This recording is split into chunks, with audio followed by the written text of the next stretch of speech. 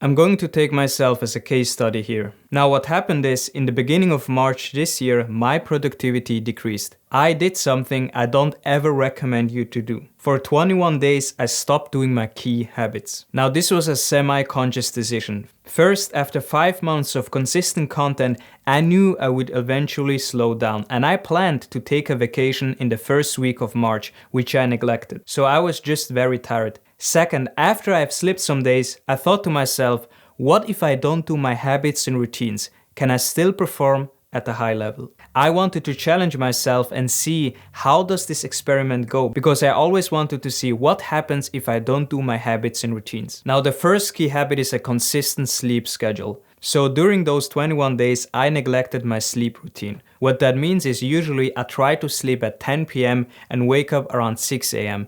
Why this is important is we have a circadian rhythm. This is like our body's internal clock. And the circadian rhythm balances a lot of things in our body, like hormones. I won't go too much into the science in this video, but what I understand is it is important to have a consistent sleep schedule in order to perform at higher levels in many areas of your life. And it is also good for your mental health. Now, when your sleep is out of order, what will happen is you'll be much more prone to stress. And this is exactly what happened with me. So during this experiment, I didn't take my sleep as serious. So what will happen is I will watch movies until 12 a.m. and then I would sleep and wake up at 8 a.m., sleep in, and my sleep schedule was completely chaotic and my productivity increased dramatically. The second key habit is journaling. Usually I journal every morning. I use a technique called morning pages where I just write down all my thoughts, feelings and fears and insecurities and ideas. So that's the practice I do in the early mornings. And this practice has helped me tremendously in my mental health, also to really release some toxic emotions and stress. Because when you let go of your thoughts and feelings on paper and you write down all your problems, what will happen is you distance yourself from your problems. And then you have much more room in your mind to focus on more important things and actually solve the problems. It's like a brain dump. Now, when I didn't do this practice, what will happen is I would have so many conflicting thoughts in my mind and a lot of negative thoughts that I didn't release. So all day I would have a full mind, and when I was working on my YouTube videos and other parts of my personal brand, I was not creative enough because I had so much things in my mind that I didn't release of it. And also I was lacking a lot of clarity because my focus was shattered. I didn't have something that really gave me direction. It felt like I had a heaviness in the back of my mind that was keeping me stuck. Now the third key habit that I do every morning is a vision board. Each morning I look at my goals and my vision board. I have a document that is many pages long that really encompasses where I want to go with my life. And not doing this has seriously impacted my motivation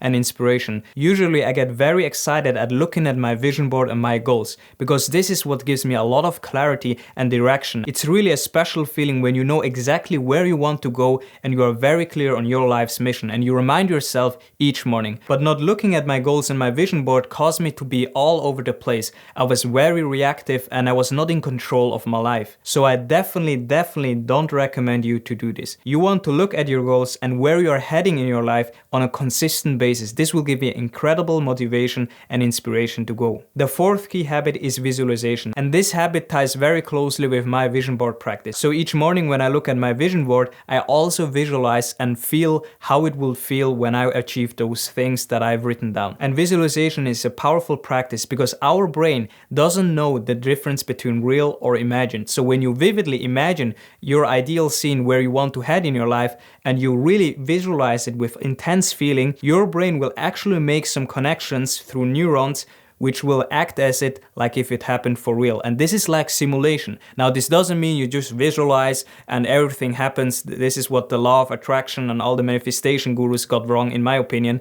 You also want to take action. And what I clearly noticed when I didn't visualize is my confidence was lower. And although I still managed to produce some videos and worked on my projects, my confidence, my delivery, my conciseness, and like the influence was not there. The fifth key habit is meditation. Each morning I meditate for about 10 minutes. I do nothing, I just sit and I focus on my breath. I pick a quiet room and I just do nothing. But during this experiment, I clearly noticed my lack of focus, because when I meditate, it really increases my focus, because when you do meditation, you're really disciplining yourself to sit still and do nothing, because meditation increases your focus. Now, also here, I won't go too much into the science into meditation. I made a video, I link it up here, where I go deeper on meditation and how I actually meditate, but I clearly felt the lack of focus. When I was working on those videos and my personal brand, I was so itchy and so easily distracted. Like for example, when I was doing some research for my videos, like reading through books and articles,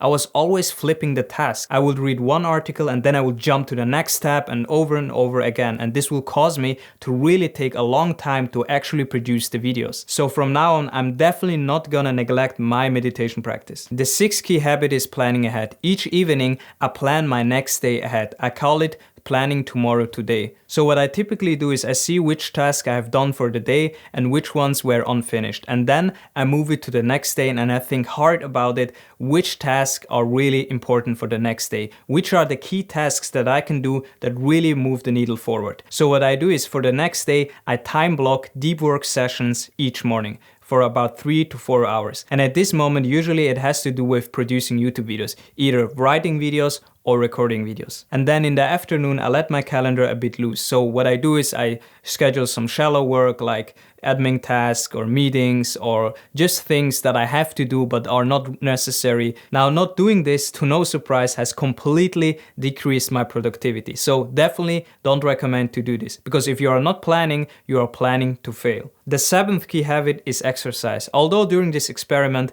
I was still doing some kind of exercise. I still lifted some weights, I did some push-ups, and I did my usual walks and stretches, but it was not to the degree that I would usually do. However, not being consistent with my exercise has also had a lot of downsides. Most importantly, my energy levels. So you will probably think if you do less exercise, you should have more energy for other things. It is not that way, at least not in my experience, and a lot of research is also suggesting that. Now, I'm not saying you have to go all hard on each exercise, but exercising each day for at least 30 to 1 hour, doesn't matter which type of exercise, can really increase your energy levels. I'm sure you have experienced this too. After a sweaty exercise, what will happen is you have increased focus. You feel like you're in the zone, and when you do some type of work, you feel much more productive for an hour or two. This is at least my experience and the experience for many people. So as paradox as it sounds, exercising actually gives you more energy, and every high performer knows this. The next key habit is a clean diet. Also here, I want to confess, I didn't let go completely of my diet. I still had some kind of healthy diet, but I would snack more and not take it as seriously. But snacking and eating more sugar didn't really help me in my productivity. Now, I didn't feel the impact as much like the other key habits because I was still maintaining some kind of diet. I still urge you to really take your diet serious. Now, it doesn't mean you have to take a perfect diet. If you're wondering, I have a simple diet. You could classify it as the Mediterranean diet, and I don't subscribe to a specific diet like keto or carnivore. I just take a simple diet and I eat whatever is healthy. Also, at this point, I don't track my macros, but I make sure that I have enough protein. But one thing is for sure, the modern diet, especially the American diet, is really not promoting your health. And especially if you are ambitious and you want to achieve your goals and live a more fulfilled life while also having time for your family, health, and relationships, you really want to take a close look at your diet. Because having a clean diet is one of the easiest way to increase your performance in productivity and also in your mental capacity. A lot of high performers know this, and there's a lot of research. So here are some final thoughts. First, I did this experiment because what really got me is when you look at some billionaires like Jeff Bezos or Warren Buffett, they don't do all those habits and routines and they are still successful in their fields. So I thought to myself, there are clearly people that don't have to do those things and they are still very successful. But to be honest, that thinking lacks some context. Warren Buffett and Jeff Bezos have been years consistent in their fields. They have been doing the things day in and day out. And in their time, especially when they were young, they didn't have as many distractions as this modern world right now with social media and the rise of all those TikTok and Instagram reels and all those stuff. And also, I think environment plays a key role. If you are surrounded by people that are on the same mission or having also ambitious goals and they are relentlessly working towards it, and you surround yourself with those people, you don't need to do as many habits like this, because the energy and the presence around those people will automatically catapult you to different levels and will raise your standards. So that's very important to understand.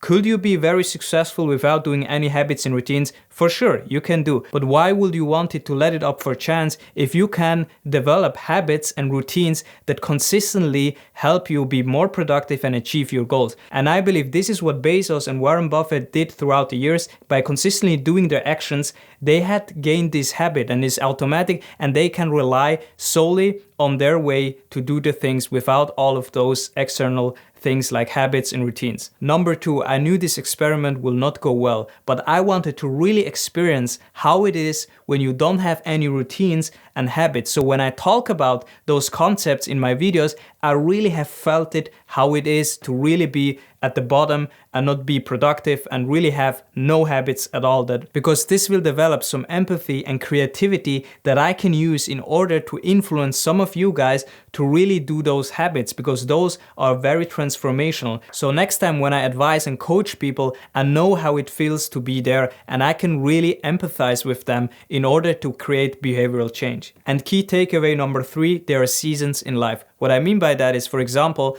during December to early March, I was extremely productive. I produced a lot of videos. I really felt very productive, but I truly believe life has seasons. You can't go all in and laser focus for a whole year. There are periods, seasons, where you have to step back a little bit, relax, and then go again. And this is what happened with me. And I knew this beforehand, but I neglected the vacation, neglected some things, and I thought I will push my limits. Luckily, I didn't have burnout, but I experienced some kind of creative rut, and now I'm happy to go all in again for a longer period. Now, talking about going all in and focus, you want to watch this video next, where I talk about the concept of the one thing.